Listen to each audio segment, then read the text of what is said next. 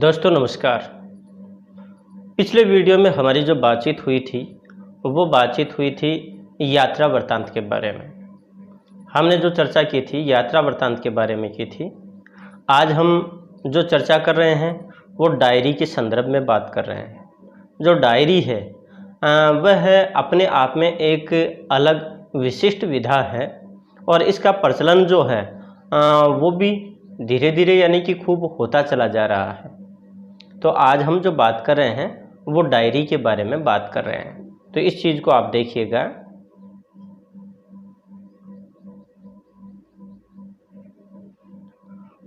Diary को हिंदी में दैनंदिनी भी कहते हैं। वैसे तो हम सब कभी न कभी डायरी लिखते हैं। विद्यालयों में अध्यापक डायरी लिखवाते हैं, वे गृह कार्य देते हैं। विद्यालय गतिविधियों की अन्य सूचनाएं भी विद्यार्थियों को डायरी में लिखवाई जाती हैं। किंतु हम जिस डायरी विधा की चर्चा कर रहे हैं वह विद्यालयी डायरी से थोड़ी भिन्न है। व्यक्ति जब अपने अनुभवों को प्रतिदिन लिखता है वह डायरी कहलाती है। इसे रोजनामचा, दैनंदिनी और दैनिकी भी कहते हैं। प्रिय दोस्तों, यहाँ पर डायरी के संदर्भ में बात कही गई है कि डायरी का दूसरा जो नाम है वो दैनंदिनी भी है। और हर जो व्यक्ति है वह किसी न किसी रूप में जो डायरी है उसको लिखता रहता है।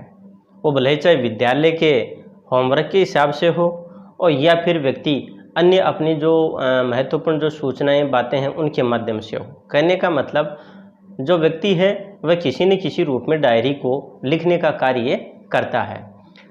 यहाँ पर जिस डायरी विधा की जो बात की गई है और वो बात थोड़ी सी अलग है। यहाँ डायरी को परिभाषित करते हुए कहा गया कि व्यक्ति जब अपने अनुभवों को प्रतिदिन लिखता है वह डायरी कहलाती है। इसको रोजनामचा, दैनंदिनी और दैनिकी भी कहते हैं। यहाँ पर जो बात आ रही है यानी कि डायरी के अन्य नाम भी हैं, रोजनामचा, दैनंदिनी और दैनिकी। उसी क्रम में आगे देखिएगा।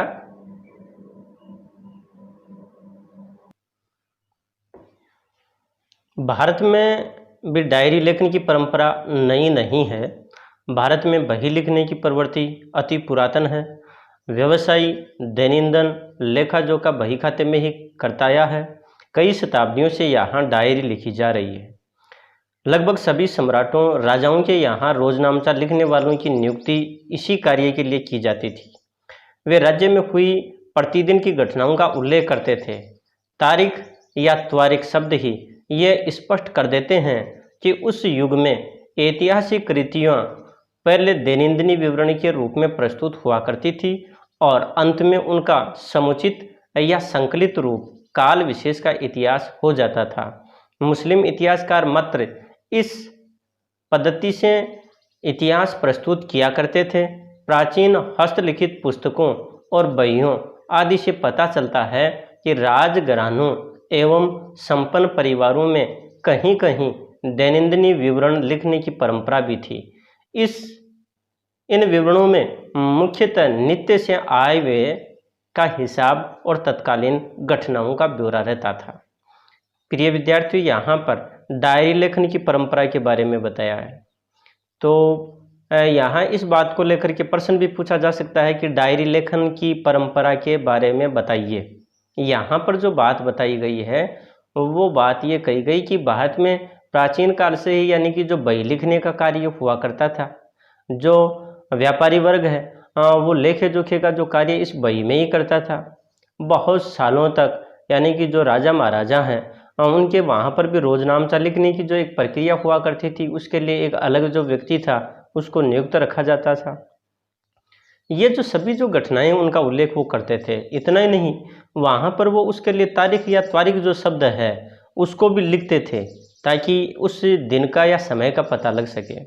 और जो ये ऐतिहासिक जो कृतियाँ जैसे दैनंदिनी विवरणी की जो बात आ रही है यानी कि वो उसी रूप में प्रस्तुत हुआ करती थी और इनका जो समुचित संकलित रूप काल विशेष का इतिहास हो जाता था। कहने का मतलब ये है कि आज का जो हम इतिहास पढ़ रहे हैं या आज जो इतिहास पढ़ रहे हैं वो पूर्व काल की एक तरह की डायरी ही थी।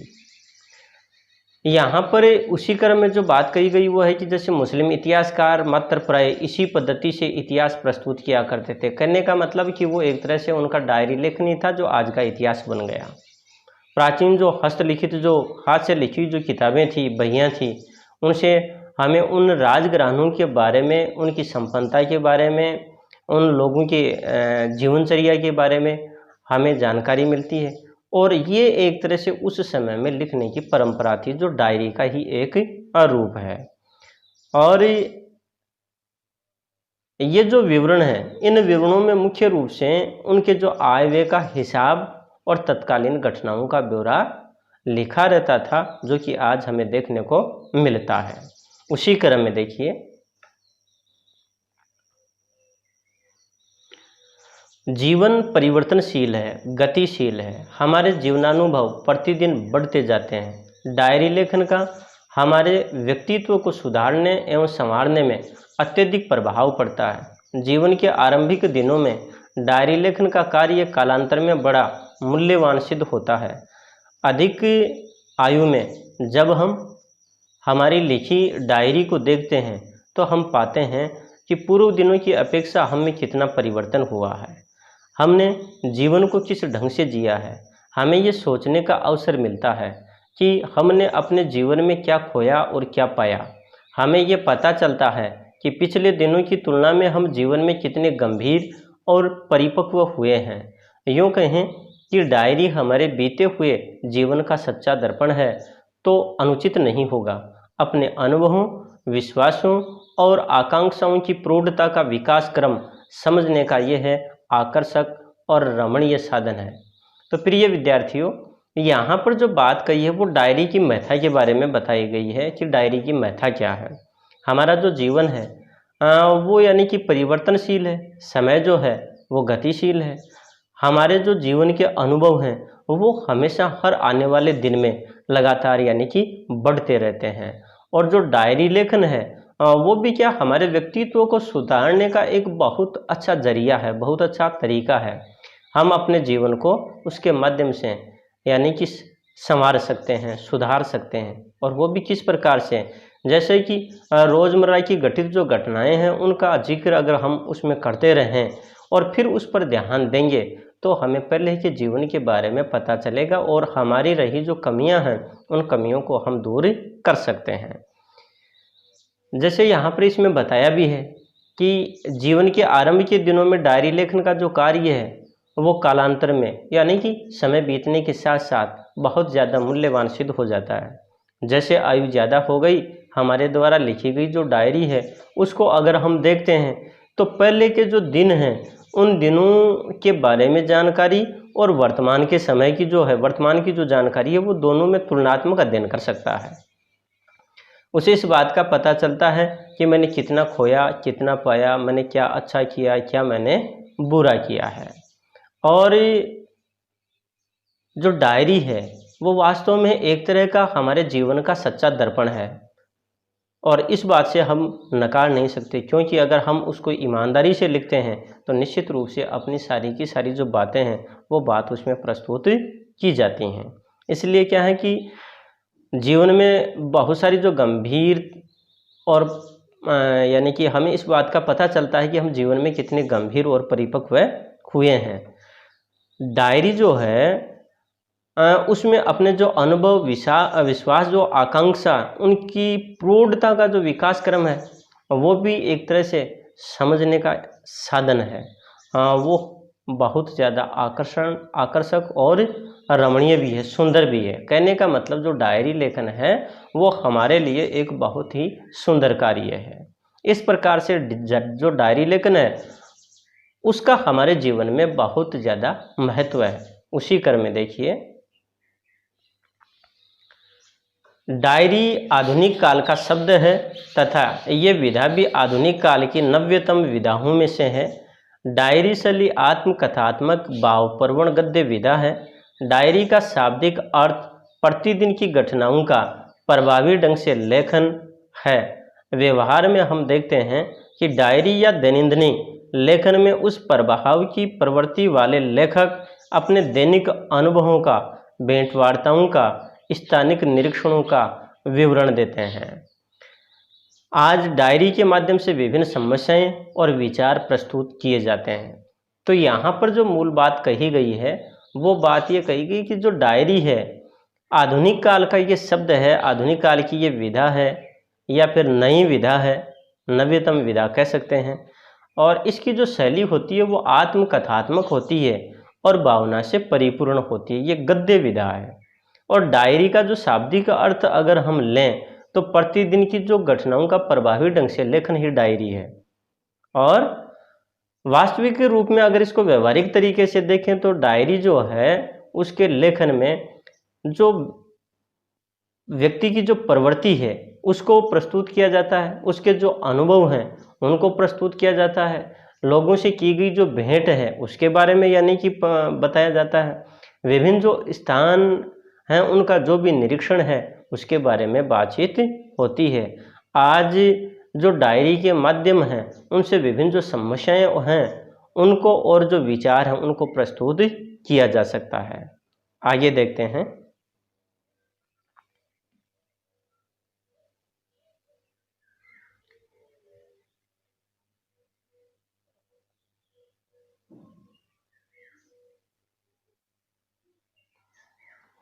डायरी का संबंध प्रत्यक्षतः एक व्यक्ति से होने के कारण इसमें व्यक्तिगता की प्रधानता होती है। प्रत्येक समस्याओं पर डायरी लेखक आत्मपरक दृष्टि डालता है, आत्मचिंतन और अपने भोगे हुए संदर्भों को प्रस्तुत करता है।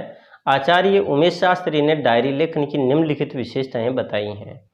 यहाँ पर जो बात बताई गई है वो है कि जो डायरी है वो एक तरह से व्यक्ति सापेक्ष है। इसमें व्यक्तिगता की प्रधानता होती है और व्यक्ति हमेशा स्वयं के बारे में ही इसमें प्रस्तुत करता है, स्वयं की मनस्थिति को प्रस्तुत करता है। आत्मचिंतन या जो भी उसने जीवन में जो महसूस किया उन सारी बातों को वो उसके माध्यम से प्रस्तुत करता है। प्यारे विद्यार्थियों, यहाँ पर एक अच्छा प्रश्न बनता है और वो जो प्रश्न है वो ये है कि आचार्य उमेश शास्त्री ने डायरी लेखन की कौन कौन सी विशेषताएं बताई। ये प्रश्न बनता है, इसलिए हमें इस बात का ध्यान रखना है। तो उसी क्रम में हम देखेंगे।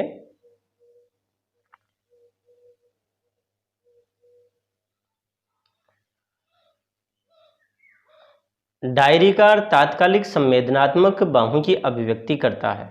डायरी लेखन में व्यक्ति सापेक्ष अधिक रहती है। डायरी लेखन विधा में लेखक के आत्मीय गुण तथा प्रवृत्तियों की अभिव्यक्ति होती है। डायरीकार लेख में समय और स्थान के संदर्भ को भी अपनी अभिव्यक्ति देता है। डायरीकार अपनी भावना के प्रति ईमानदार होता है। डायरी लेखन डायरीकार की प्रामाणिक अभिव्यक्ति होती है। प्यारे विद्यार्थियों, जो आचार्य उमेश शास्त्री हैं उन्होंने जो डायरी की जो विशेषता बताई उसमें ये बातें बताई कि उस समय की संवेदनात्मक भावों की अभिव्यक्ति करता। कहने का मतलब कि उस समय उसके अंतर्मन में कैसे संवेग उठ रहे थे, कैसा वो महसूस कर रहा था, कैसा वो सोच रहा था, उस बात को वो डायरी में अभिव्यक्त करता है। जो डायरी है वो व्यक्ति के सापेक्ष रहती है, यानी कि उसी के अनुकूल चलती है। उसी व्यक्ति ने क्या किया, कैसा जीवन जिया, वो सारी बातों का लेखा जोखा उसमें होता है या होना चाहिए। और जो डायरी है उसमें यानी कि उसके आत्मिक जो गुण है, उसकी जो प्रवृत्ति, उसकी प्रकृति, उसका जो स्वभाव है उसको प्रस्तुति दी जाती है, यानी कि वो भी उसमें देखने को मिलता है। डायरीकार यानी कि जो लेख है उसमें उस समय और स्थान के बारे में भी यानी अभिव्यक्ति करता है। और डायरी लेखन की सबसे खास विशेषता ये भी होती है कि ईमानदारी से लिखी जाती है। इसमें ऐसा नहीं होता कि जो कुछ घटनाएं ऐसी हैं कि हर लोगों के सामने हम अभिव्यक्त कर दें और कुछ घटनाओं को हम छिपा लें, नहीं, ऐसा कभी नहीं हो सकता। उसको चाहे वो कितनी ही गलत है और कितनी ही सही है, उस बात को ईमानदारी के साथ अपनी डायरी में प्रस्तुत करता है। वहीं पर जो डायरी है वो प्रामाणिक अभिव्यक्ति होती है। प्रामाणिक अभिव्यक्ति इसलिए होती है क्योंकि जो डायरी लेखक है और वो उसमें सारी बातों को जो स्वयं के साथ बीतती हैं महसूस करता है, उन सब को वो ईमानदारी से प्रस्तुत करता है, इसलिए वो प्रामाणिक भी कही जाती है। उसी क्रम में इसमें जो आगे की विशेषताएं हैं उनको देखिए। डायरीकार साहित्यिक संभावना के प्रति उदासीन नहीं रहता। डायरी लेखन में सभी लेखन विधियों का स्पर्श रहता है। डायरीकार समय समय पर अतीत के अनुभवों की पुनर्समीक्षा करता हुआ आगे बढ़ता है। प्यारे विद्यार्थियों, यहाँ पर जो बात बताई है कि जो डायरी लेखक है या डायरी लिखने वाला है, वो उसमें साहित्यिक जो शैली है उसको भी काम में ले सकता है या काम में लेता है, तो उसके प्रति वो कभी उदासीन नहीं रहता।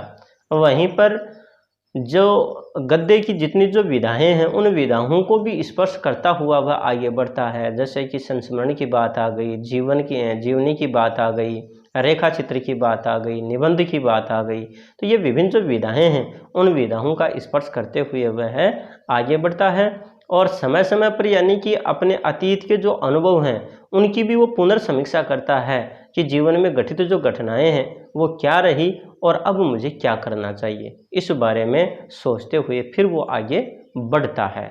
ये तो बात थी आचार्य उमेश शास्त्री द्वारा बताई गई डायरी लेखन की विशेषता की। अब जो आगे हम बात करेंगे वो बात करेंगे कि जो डायरी साहित्य का जो वर्गीकरण है उसके बारे में। और ध्यान रखिएगा, जो डायरी साहित्य का जो वर्गीकरण है इसके आधार पर पीछे प्रश्न भी पूछा गया जिसका हमने जिक्र भी किया, जो साहित्यिक डायरी की बात भी आई थी। तो उसी क्रम में हम देखते हैं। डायरी साहित्य का जो वर्गीकरण है वो 4 भागों में किया गया। व्यक्तिगत डायरी, वास्तविक डायरी, काल्पनिक डायरी, साहित्यिक डायरी, यानी कि 4 भागों में वर्गीकरण हुआ। व्यक्तिगत, वास्तविक, काल्पनिक और साहित्यिक। व्यक्तिगत में व्यक्ति विशेष से जुड़ी हुई बातें होती हैं। वास्तविक डायरी की बात आए तो इसमें जो भी जीवन की वास्तविकता उसी को प्रस्तुत किया जाता है। काल्पनिक जो डायरी है उसमें कल्पना का सहारा भी लिया जा सकता है। तो साहित्यिक जो डायरी हैं उनमें यानी कि अपनी बातों को साहित्यिक शैली में, साहित्यिक रूप में वो प्रस्तुत करता है, जिसके बारे में हम विस्तार से आगे बढ़ते हैं। व्यक्तिगत डायरी का संबंध व्यक्ति विशेष से होता है। ऐसी डायरी में लेखक अपने जीवन के घटना प्रसंगों, निजी अनुभूतियों, विचारों अथवा आवश्यक तथ्यों को लिखता रहता है। ये डायरियाँ गोपनीय होती हैं। व्यक्ति अपने यथार्थ को इसमें अंकित करता रहता है। ये अत्यंत उपयोगी एवं महत्वपूर्ण होती हैं क्योंकि ये वास्तविकता लिए हुए होती हैं। यहाँ पर सबसे पहले बात आई कि व्यक्तिगत डायरी। तो व्यक्तिगत डायरी का संबंध जो होता है वो स्वयं व्यक्ति विशेष से ही होता है और इसमें जो लिखने वाले का जो जीवन है उसके घटना प्रसंग, निजी जो अनुभूति, स्वयं के अपने विचार और जो आवश्यक तथ्य हैं उन्हीं को वो प्रस्तुत करता है। और इस प्रकार की जो डायरी होती हैं वो गोपनीय डायरी होती हैं, यानी कि सार्वजनिक नहीं होती। व्यक्ति अपने जो विचार हैं उन विचारों को इसमें प्रस्तुत करता है और ये बहुत ज़्यादा उपयोगी और महत्वपूर्ण भी होती हैं क्योंकि ये वास्तविकता से जुड़ी रहती हैं। उसी क्रम में आगे देखिए।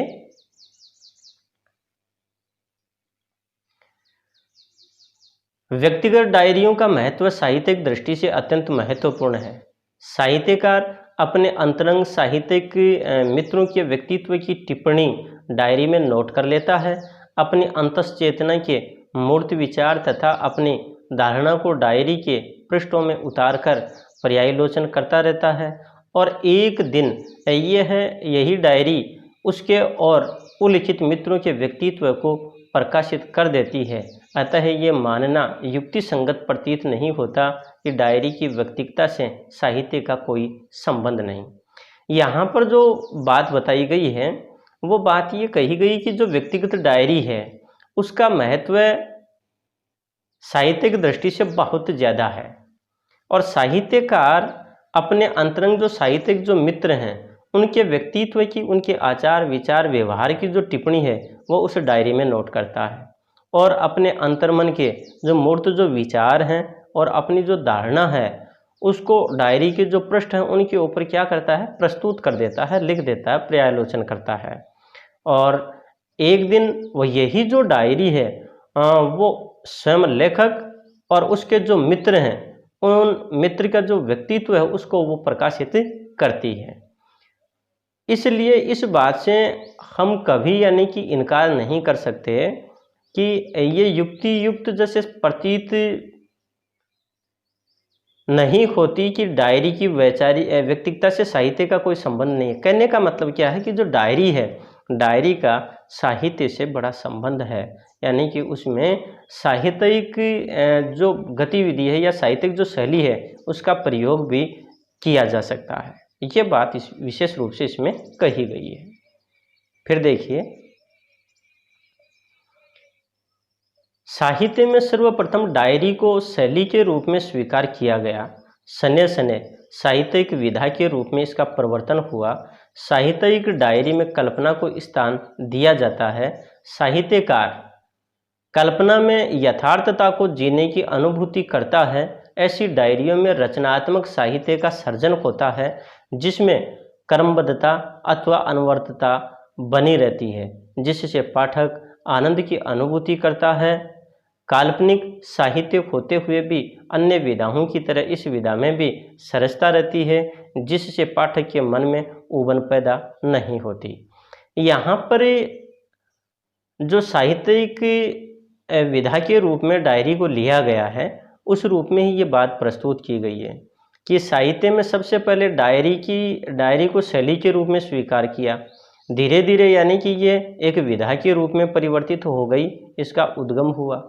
और जो साहित्यिक जो डायरी है उसमें यानी कि कल्पना को भी स्थान दिया जा सकता है, काल्पनिकता का भी समावेश उसमें किया जा सकता है। साहित्यकार कल्पना में यथार्थता को जीने की अनुभूति करता है। कहने का मतलब, और वो कल्पना तो करता, लेकिन जैसे उस जीवन को वास्तविक जीवन के रूप में जी रहा है उसी तरह से उसको प्रस्तुत करता है। और इस प्रकार की जो डायरी हैं उनमें रचनात्मक साहित्य का निर्माण होता है और उसमें क्रमबद्धता तथा या फिर अनवरतता उसमें बनी रहती है।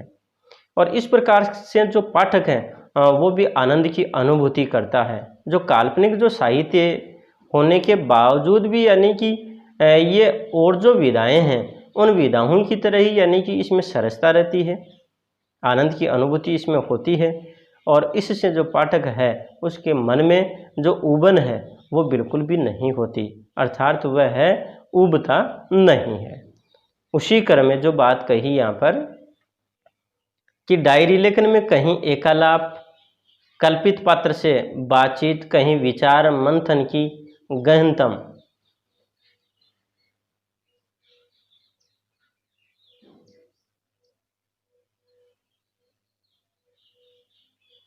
स्थितियों में प्रवेश, कहीं संसार से उपेक्षित होने या अपेक्षा करने की वृत्तियों का उदय, कहीं आंतरिक गुण दोषों की अभिव्यक्ति आदि विशेषताएं इस विधा को महत्वपूर्ण बना देती हैं। डायरी लेखक का प्रत्येक पृष्ठ पठनीय होता है, क्योंकि प्रत्येक पृष्ठ एक उद्देश्य की सार्थकता को सिद्ध करता है। तो यहाँ पर डायरी के संदर्भ में जो बात आगे करते हुए बताया गया कि इसमें जैसे संसार से उपेक्षित होने या अपेक्षा करने की जो वृत्तियाँ हैं, चित्तवृत्ति, यानी कि उनका उदय, कहीं पर आंतरिक गुण दोष की जो अभिव्यक्ति है, ये सारी जो विशेषताएं वो इस डायरी विधा को बहुत ज़्यादा महत्वपूर्ण बना देती है। और जो डायरी लेखक का जो प्रत्येक जो पृष्ठ है, पेज है, वो वास्तव में पढ़ने योग्य होता है। कारण क्योंकि जो उस पृष्ठ का मूल उद्देश्य है वो एक तरह से उसकी सार्थकता को सिद्ध करता है, तो वो बड़ी पठनीय होती हैं। उसी क्रम में आगे देखिए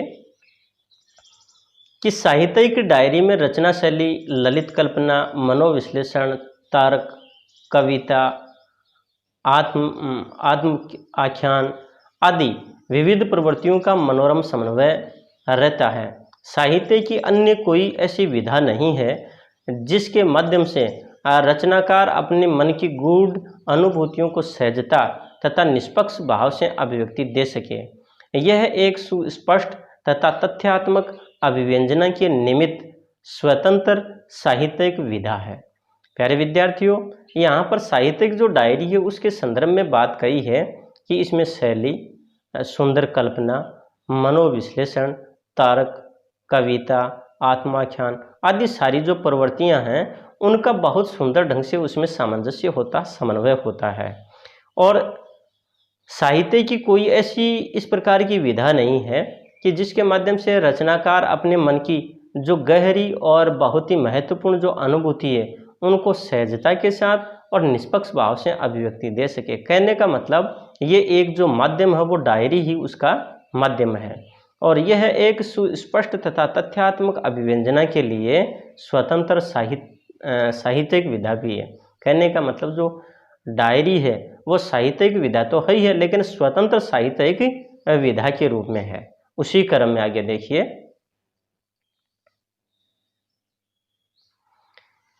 आधुनिक युग में डायरी साहित्य का सर्जन हुआ। यद्यपि विकास की दृष्टि से मूल्यांकन किया जाए तो यह विधा अभी समृद्ध नहीं कही जा सकती है। इस विधा में अजित कुमार तथा लक्ष्मीकांत वर्मा की महती भूमिका रही, जिन्होंने डायरी विधा की ओर आकर्षण को जन्म दिया। इसके अतिरिक्त जिन लेखकों ने विभिन्न पत्र पत्रिकाओं में डायरी साहित्य प्रकाशित कराया उनके नाम हैं शिवदान सिंह चौहान, नरेश मेहता एवं बैकुंठ नाथ मेहरोत्रा आदि। यहाँ पर जो मूल बात बताई गई है वो ये बात बताई गई कि वर्तमान दौर में जो डायरी साहित्य हुआ उसके विकास की दृष्टि से अगर मूल्यांकन किया जाए तो ये बहुत ज़्यादा समृद्ध नहीं है, और इस दिशा में जैसे अजित कुमार और लक्ष्मीकांत हैं उनका महत्वपूर्ण योगदान रहा। उन्होंने जो डायरी लेखन किया उसमें क्या है कि लोगों का आकर्षण है वो भी बढ़ा। इस बात को यूँ कहते हैं कि डायरी विधा की और आकर्षण को उन्होंने जन्म दिया। इनके अलावा यानी कि विभिन्न जो पत्र पत्रिकाएं हैं उनमें भी डायरी साहित्य है उसको प्रकाशित कराया गया, और वो जो लोग हैं उनमें है शिवदान सिंह चौहान, नरेश मेहता और बैकुंठ नाथ। यानी कि इन लोगों ने अपने डायरी साहित्य को विभिन्न पत्र पत्रिकाओं में प्रकाशित करवाया। उसी क्रम में आगे देखिए, समसामयिक पत्र पत्रिकाओं धर्मयुग, निकष, हिंदुस्तान, ज्ञानोदय, कादम्बिनी, कल्पना, माध्यम, बिंदु तथा सारिका आदि में उन लेखकों की डायरियां प्रकाशित हुई हैं जो इस विधा के आंदोलन के प्रवर्तन मंडल में हैं। ज्ञानोदय पत्रिका ने इस विधा की समृद्धि में अपना महत्वपूर्ण सहयोग प्रदान किया है। इस पत्र में सर्वाधिक डायरियां प्रकाशित हुई। यहाँ पर जो बात बताई गई वो यह है कि विभिन्न विषयों से या समय के साथ जुड़ी हुई जो पत्र पत्रिकाएं हैं जिनमें जैसे धर्मयुग की बात आ गई, निकष की बात आ गई, हिंदुस्तान की बात है, ज्ञानोदय, कादम्बिनी, कल्पना, माध्यम, बिंदु, सारिका, ऐसी बहुत सारी यानी कि पत्रिकाएं हैं जिनमें ये डायरियां प्रकाशित हुई।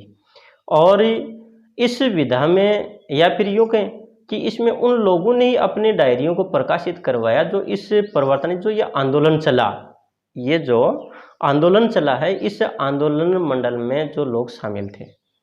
और विशेष रूप से जो ज्ञानोदय जो पत्रिका थी उसमें बहुत से लोगों ने यानी कि अपनी जो डायरी हैं उनको प्रकाशित करवाया। कहने का मतलब ज्ञानोदय पत्रिका में सबसे ज़्यादा जो डायरियां हैं वो प्रकाशित हुई हैं। उसी क्रम में आगे देखिए,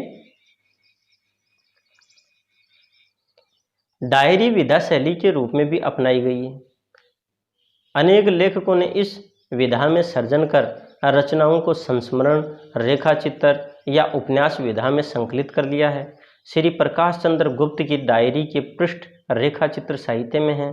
इसी प्रकार श्री बनारसी दास गुप्त का मनुष्य और कल्ला भी डायरी साहित्य रेखाचित्र में संकलित है। इनका एक उदाहरण द्रष्टव्य है। दोस्तों, यहाँ पर जो बात बताई गई कि जो डायरी विधा है उसको एक शैली के रूप में अपनाया गया, और बहुत सारे जो लेखक हैं उन्होंने यानी कि इसका सर्जन किया, और जैसे संस्मरण, रेखाचित्र, उपन्यास विधा उनमें उनको संकलित भी किया। प्रकाश गुप्त की जो डायरी के जो पृष्ठ हैं वो रेखाचित्र साहित्य में है, और इस प्रकार जैसे बनारसी दास गुप्त हैं उनकी यानी कि मनुष्य और कल्ला डायरी है वो भी यानी रेखाचित्र में ही संकलित है। और इनकी जो रचना है उसका यानी कि डायरी का एक उदाहरण हमें यहाँ पर देखने को मिल रहा है, जिसको देखिएगा। 11 जुलाई सड़क पर पत्थर के टुकड़े डालने की मजदूरी मनसुखा ने कर ली थी। नदी तल में वह पत्थर तोड़ रहा था। गधे के गधे पास ही खड़े हुए थे। बच्चे पत्थर बीन रहे थे। मैंने पुल पर से आवाज़ दी, मनसूखा, तुम्हारी तस्वीर बहुत अच्छी आई है। बच्चों के फोटो भी ठीक उतरे हैं। मनसूखा ने कहा, सो तो ठीक है, पर तस्वीरें हमें दिखाओ तो सही। मैंने कहा, अच्छा, कल लाना, सब फोटो दिखला दूंगा, पर दूंगा नहीं, एक तस्वीर 5 आने में पड़ती है। मनसूखा ने कहा, अच्छा पंडित जी, 5 आने पक्के रहे। दोस्तों यहाँ पर डायरी का उदाहरण दिया। जैसे सबसे पहले यहाँ पर इन्होंने दिनांक जो है वो लगाई है, यानी कि 11 जुलाई। फिर ये जो मनसूखा है, उसके कार्य के बारे में इन दोनों के मध्य जो वार्तालाप हुआ उसको इन्होंने बड़ी बखूबी यानी कि प्रस्तुत किया कि भाई सड़क पर पत्थर के टुकड़े डालने की जो मजदूरी है वो तो मनसूखा ने कर ही ली, और वहीं पर जो नदी तल है वहाँ पर वह पत्थर हैं उनको तोड़ रहा था। उसका जो पालतू जो गधा वो उसके पास खड़ा है, जो बच्चे हैं वो भी पत्थरों को वहाँ पर बीन रहे हैं, उठा रहे हैं। और इधर जो लेखक है उन्होंने मनसूखा को आवाज़ दी, फ़ोटों के बारे में बताया, और जो मनसूखा है और वो उसे ये बात कहता है कि आपके जो फ़ोटो हैं बहुत अच्छे आए हैं, लेकिन न देने की बात कहता है कि भाई उनका जो यानी कि जो पैसा जो लगा है, यानी कि वो 5 आना लगा है। और यहाँ पर जो मनसूखा वो कहता है कि ठीक है, मैं आपको 5 आने दे दूँगा और आप मुझे फ़ोटो दे देना। वहीं पर अगले दिन की जो बात है, यानी ये तो 11 जुलाई की बात है, अब 12 जुलाई की बात आती है, तो यानी उसमें वो क्या करता है, क्या लिखता है, देखिए।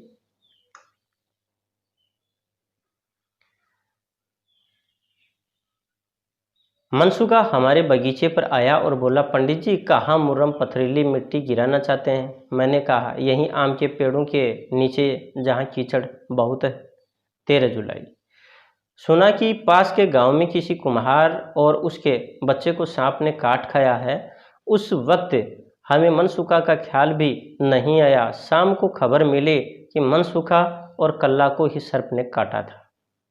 दोस्तों यहाँ पर जैसे 12 जुलाई को जो बातें हुई उनके बारे में यहाँ पर चित्रण किया है कि मनसूखा पंडित जी के बगीचे पर आया और उन्होंने कहा कि भाई ये जो मिट्टी है वो कहाँ पर गिराना चाहते हैं। तो उन्होंने यानी आम के पेड़ के नीचे उस कीचड़ मिट्टी को डालने के लिए कहा। 13 जुलाई को यानी कि कोई नई घटना घटित हो गई जिसमें उन्होंने सुना था, यानी पंडित जी ने सुना था कि कोई एक कुम्हार और उसके बच्चे को सांप ने काट लिया। और उसके बारे में यानी कि मनसूखा के बारे में उन्होंने कभी नहीं सोचा, लेकिन शाम को यानी जैसे ही खबर मिली तो वो तो मनसूखा और कल्ला को ही सर्प ने काटा था। ये जो बातें हैं दैनिक जीवन की, उन बातों को उन्होंने इस डायरी में शामिल किया और प्रस्तुत किया। उसी क्रम में देखिए,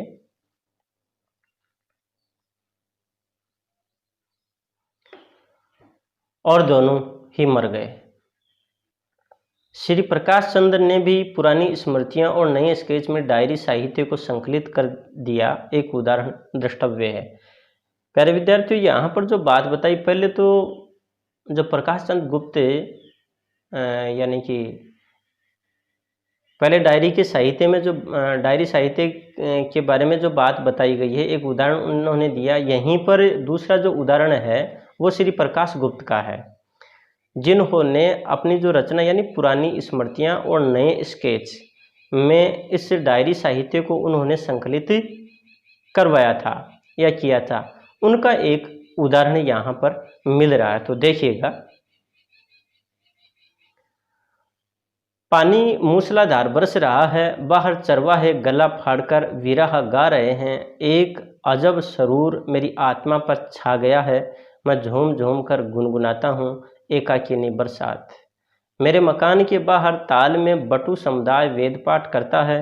वह जेठ की विकट गर्मी व आषाढ़ का पक जामुन के रंग सापाग और सावन भादों की ये है शीतल कमल की पंखुड़ियाँ से रिमझिम और धन की चोट सी मूसलाधार बरसात।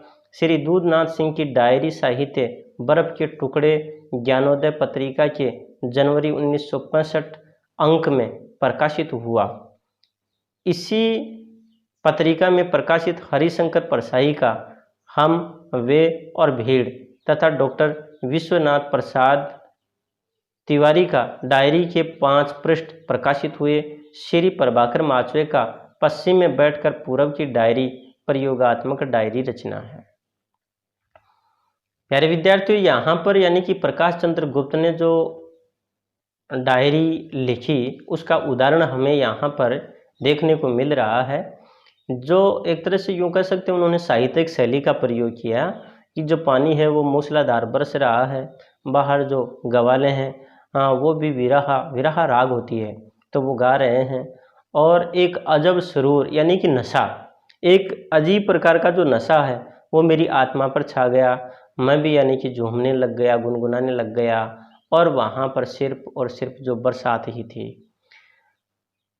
लेखक बताता है कि उनके मकान के बाहर ताल में जो बटू समुदाय यानी जो पंडित वर्ग है वो वेद पाठ कर रहा है। जेठ की जो भीषण जो गर्मी है वह है, और आषाढ़ का भी यानी कि एक तरह से जो माहौल है वो सावन भादों की शीतल और कमल की पंखुड़ियों की सी रिमझिम और धन की चोट सी मूसलाधार बरसात, यानी कि ये उस समय का जो प्राकृतिक वातावरण था उसका चित्रण यहाँ पर इन्होंने किया। वहीं पर यहाँ आगे जो बात बताई वो है दूधनाथ सिंह की डायरी। तो बर्फ के टुकड़े जो ज्ञानोदय पत्रिका के जनवरी 1965 के अंक में प्रकाशित हुआ था ये, और इस पत्रिका में ही जो हरिशंकर परसाई हैं उनका भी यानी हम, वे और भीड़। वहीं पर डॉक्टर विश्वनाथ प्रसाद तिवारी का जो डायरी के 5 पृष्ठ प्रकाशित हुए थे। प्रभाकर जो माचवे है उनकी यानी कि जो पश्चिम में बैठकर पूर्व की डायरी, ये एक तरह से प्रयोगात्मक डायरी रचना थी। इसमें नवीन कुछ प्रयोग हुए हैं, उनके बारे में ये बात यहाँ पर आई है। उसी क्रम में आगे देखिए। यद्यपि हिंदी में अभी भी डायरी साहित्य अधिक नहीं लिखा गया, किंतु उपलब्ध साहित्य में आत्मपरकता, दार्शनिकता तथा व्यंग्यात्मक तीव्रता का सुंदर प्रयोग हुआ है। कहानी, उपन्यास एवं रेखा चित्र में इस विधा का प्रयोग बहुलता के साथ मिलता है। यहाँ पर जो बात बताई गई वो ये है कि जो डायरी साहित्य है वो बहुत ज़्यादा नहीं मिल रहा, लेकिन फिर भी जो चीज़ें हमें उपलब्ध हुई हैं, जो साहित्य हमें मिला है, उसमें एक तरह से व्यक्तिगता, आत्मीयता, दार्शनिकता, व्यंग्यात्मकता, ये सारी चीज़ें हमें देखने को मिलती हैं। और जैसे यहाँ पर बताया कि कहानी, उपन्यास एवं रेखा चित्रों में इस विधा का प्रयोग बहुलता के साथ हुआ, यानी कि ये विभिन्न जो विधाएँ हैं जैसे कहानी, उपन्यास, रेखा चित्र आदि जो विधाएँ हैं, इन विधाओं में भी डायरी शैली को काम में लिया गया है। इनका प्रयोग भी वहाँ पर देखने को मिलता है। तो दोस्तों, यहाँ पर ये जो अपनी बात हुई वो डायरी के बारे में ही, डायरी के संबंध में ये चर्चा हुई, और आगे वाला जो बिंदु हम लेंगे उस बिंदु में अपना जो टॉपिक रहेगा वो है संदर्भ ग्रंथों की महत्ता, उसके बारे में हम बातचीत करेंगे। और अब अपनी जो मुलाकात है वो नए बिंदु के साथ होगी। तब तक के लिए नमस्कार, धन्यवाद।